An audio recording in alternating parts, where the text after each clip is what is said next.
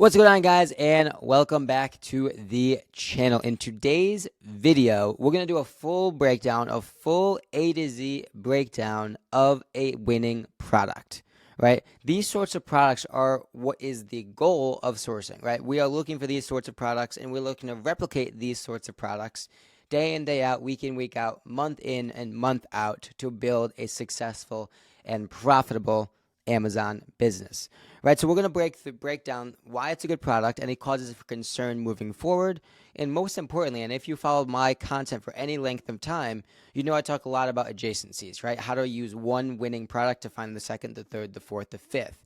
How to use one product to catapult our business forward to continue to find more areas of success, right? So we're going to go over all that. Dig into the listing, right? So we have a Nike hoodie, full zip up, got a little Nike logo in the top chest area. And we're sitting right now at about $61 in our buy box, right? Coming down here and looking at our Keep It chart, looking at the past 3 months, offer count is relatively consistent, right? So we looks like we are topping out at about 12, 13 offers, dipped down towards 3 or 2, likely related to the fact that the buy box went suppressed, right? So I know, Amazon sellers in general typically shy away from a suppressed buy box for a lot of different reasons: decreased velocity, a little more challenging repricing, a lot of different things related to that. But probably caused the offer count to dip down, and now we're back up to 8, 9-ish, 10-ish sellers. Buy box, like we mentioned, is about 61. And it actually turns out being probably the lowest it's been in the past 3 months, right? So our buy box entered in, $84, oscillated between 75 and 84. Buy box turned back on at about 68. And we've kind of seen a bit of a decline ever since. And again, right now we're sitting at about 61-ish for our buy box. Offer count, right? We can see there's 9 sellers on the listing.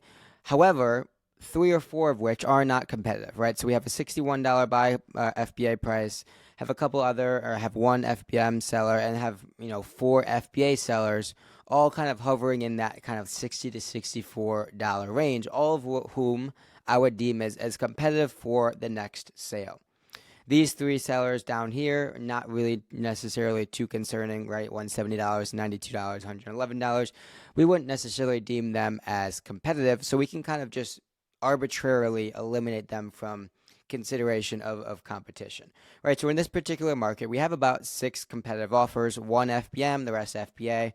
But again, for all intents and purposes, right, because this is likely a lower velocity item, coupled with the fact that we're at the lowest price that we've seen for this particular market, we wouldn't want to risk necessarily FBAing this. We'd want to FBM them for the caveat of and kind of risk mitigation and just being quicker to market. We want to take advantage of the $61 price now, or $86 price now. And we want to be able to come in with a competitive offer of about 60, 25, whatever it is, FBM, and we'll get those next couple sales over the next couple days, right? Price point wise, right? And so before we get into price, velocity wise, as a newer seller, we'd probably buy 3 to 5, 10 of these just to test them out, list them FBA and list them FBM, right? And just scope it out. I'm not necessarily concerned if I can sell 20 as compared to 15 or 50 compared to 40, right?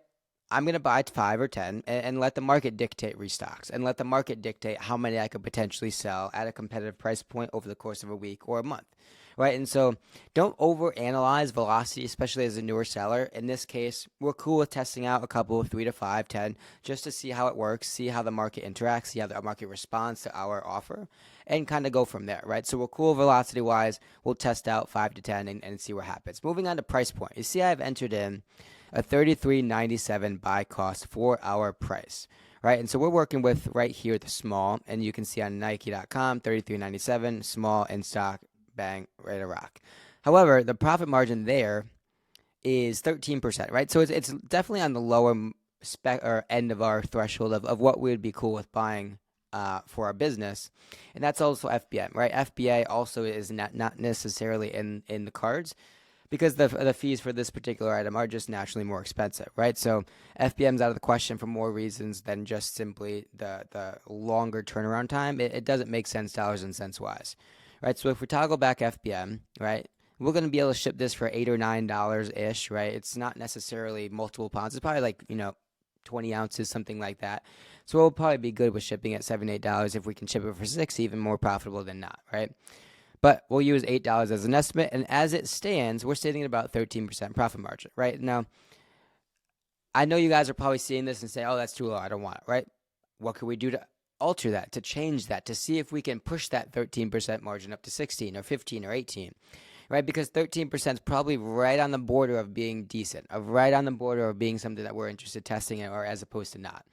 And so now it's a matter of, okay, how can we start to change that buy cost? How can we take the $33.97 and potentially make it a 32, a 31, a 30, even a 33, right? Make it just a bit slightly lower to make our 13% a 15% or an 18%, right? Because if we simply just change this to 32, well, now we're almost at 70% margin. Game on, right? That's money for us. And so going through our toolbox of how we can change prices, we have at the very top FBM. We already did that. Then we have no sales tax, right? We're already, for me personally, I'm in Pennsylvania, right? I'm already accounting for no sales tax. So that's also accounted for. From there, it's like, okay, do I have any discount codes I can use? Already using a sale, not likely is the case that we're going to be able to add an extra 10% there. All right, so we got that checked off. Next one, discounted gift cards, right? So we want to look into those. That's going to be like the next on our list of things and ways we can start to manufacture a margin, right? Start to change that $33.97 to a 32 or a 31, right? So we go to Card Bear,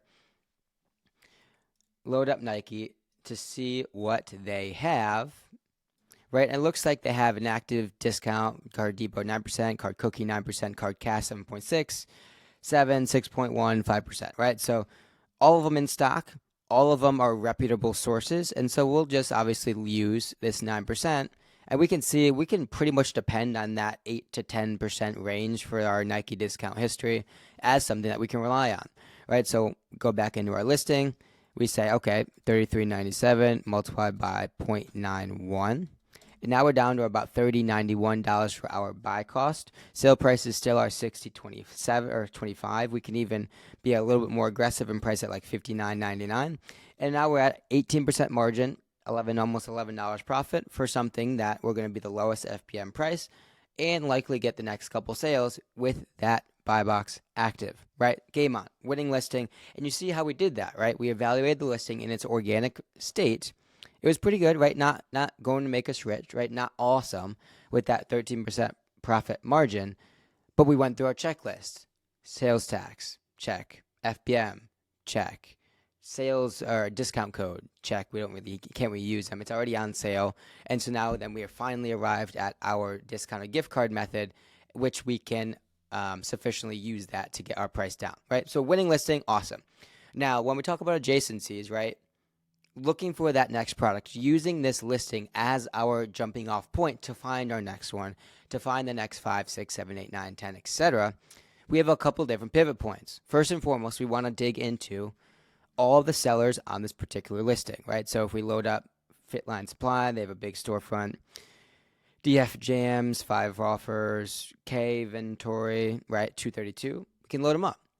So gives us a nice clean visual in terms of their storefront. We're going to have a breakdown of all the brands up here, all the categories over here, and we're going to be able to scroll down and see all the products that they have to offer. Right? The reason why this is a cool way to reverse source is it gives all of our data in a really, really easy to consume portrayal visual of what's going on. Right? So if we look at this listing, I can see the trajectory of the buy box. I can see the lowest FBA prices. I can see what our max cost would be with relation to the current market, right? The buy box 27.26, that's what I see here. Max cost $7. I can click on the Google and see if that's even close to being feasible or not, right? So just that alone, it allows me to start to sift through an opposing storefront relatively quickly and more importantly, really disqualifying products very quickly, right? Products in a competing storefront are always going to be interesting, right? They're found from someone that have found a profitable product to start with. And so in theory, they're always going to have interesting products to sift through. And it's always going to be quicker to disqualify products in an interesting place as opposed to just simply blindly sourcing on Nike.com, right? So this is an easy 470 products that we can quickly disqualify and using the seller I'm suggested buy cost, Google, to really iterate through that process to see if there's anything interesting or not. Right, so that's pivot point number one, is to do this, go through that process through all the storefronts on a particular listing. Now, the other cool thing with variation listings specifically is that a lot of times the different sizes operate relatively the same. And so if we start to go through the small, the large, about the same price, $59.42, we already know our buy cost, right? $33.97, it's still there. $33.97 times 0.91. Well, now we found another profitable product within a matter of seconds because we already started with the first one. Now we go through our same analysis, right? Obviously, the offer counts are rising, so we do have to be a little cautious of that. But again, FBM, we have the caveat that we can potentially join and exit the market relatively quickly with low risk. And so this is another one that we could test within a couple of days to see if it bodes well for us or not, right? We have another double XL, relatively the same price point. Again, more variations. A lot of variations are going to act relatively similar. $33.97, 0.91, 8% profit margin, turn on FBM.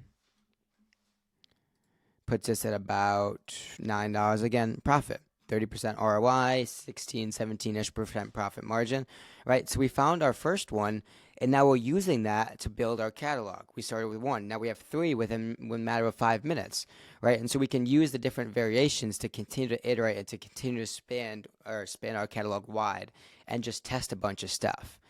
And if there were more sizes here, we can do that same process across all the different variations, right? And we already found 3 ASINs in a matter of a couple of minutes because they were pivot points from our initial variation, from our initial product.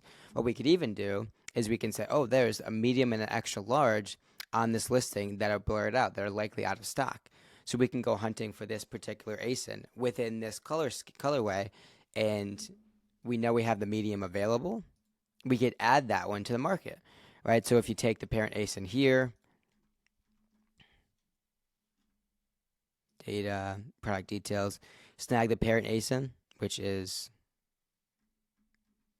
usually there. Oh, parent ASIN right here. Snag this parent ASIN, plug it into the add a products page in your Seller Central. You'll get all the variations that are available and under this particular parent ASIN, and you just go through it until you find the medium. Likely is the case that it's simply just out of stock and you can't and you are able to list on that particular ASIN, and then you game on, right? That's 3-4 different ASINs that we have found just simply from one. Again, using that first product as a pivot point, as a launching off point.